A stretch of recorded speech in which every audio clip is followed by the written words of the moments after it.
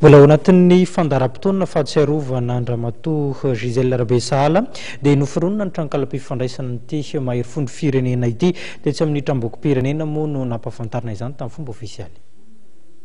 Namoronana site internet na tranokala-pifandraisana ny tompoko vavy Rabesala Gisèle, vehivavy malagasy nanamarika ny tantaran'ny Afrika. Tafiditra hatrany ao anatin'ny hetsika fahatsiarovana ity olo-mangany firenena ity izany. Nampahafantarana tamin'ny fomba ofisialy tetsy amin'ny tranom-bokim-pirenena Etsy-Pefoloha nandritra ny fampirantiana mikasika ny fiainan'Andramatoa Rabesala Gisèle izany tranokala-pifandraisana mikasika azy izany. Tamin'ny taona 2024 zany no UNESCO no nantany tenako zany hoe misy tetikasa anankiray izay anaovana tranokala momba an'ireo vehivavy izay nanamarika ny taonjato faharoapolo teo amin'ny fiainan'ny Afrika zany dia tsy salasala ny tenako za moa mpahay tantara zany dia nanolotra any anaran'ny Ramatoa Gisèle Rabesala. Gisèle Rabesala zany dia nahafeno an'ireo le masotsivana izany hoe vehivavy izay nanokana ny tenany ho amin'ny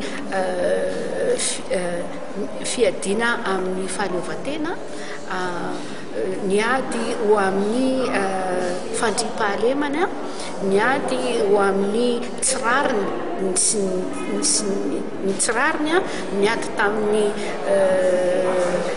zay everina fa zatra mety miseho amin'ny olombelona rehetrarehetra zany ary Gisèle Rabesala dia anisan'ireo le vehivavy voalohany mpanao politika eto Madagasikara, anisan'ny vehivavy voalohany voafidy ministra ary anisan'ny vehivavy izay nitanatoerana teo amin'ny lafin'ny politika eto Madagasikara.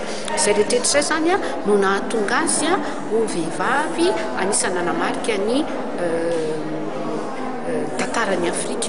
Ka ity le tranokala ity zany izay mitondra ny lohateny hoe Women in Africa dia mampiseho vehivavy maromaro ka misy endrika maromaro zany ao anatin'ny tranokala io. Voalohany indrindra dia misy natao hoe dossier pédagogique. Dossier pédagogique zany no midika fa hoe io e-learning io module ao amin'ny UNESCO zany izy io izay azony rehetrarehetra jerena zany rehefa mahay internet dia ny e-learning zany dia fomba anankiray entina mampiana tena, formation zany izy io mampiana tena. Dia rehefa manao internet zany izy dia mahafantatra ohatra hoe momba ny tantara, dia zany mahafantatra momba ny tantara ny vehivavy afrikanina. Dia natao tamin'ny teknôlôjia avolenta satria ao anatina tranokala site internet. Notsinjaraina takelaka maromaro ity tranokala-pifandraisana mahakasika ny tompoko vavy Rabesala Gisèle ity ary ahitana fanampim-panazavana, fampianarana, tantaran-tsary ary roboky mirakitra ny tantarany. Araka ny nambaran'ny Ramatoa Rasoary Fetrahatrany dia natao ampianarana sy entina amoazana ny tantara amin'ny fomba hafa ity fitaovana moderna ity.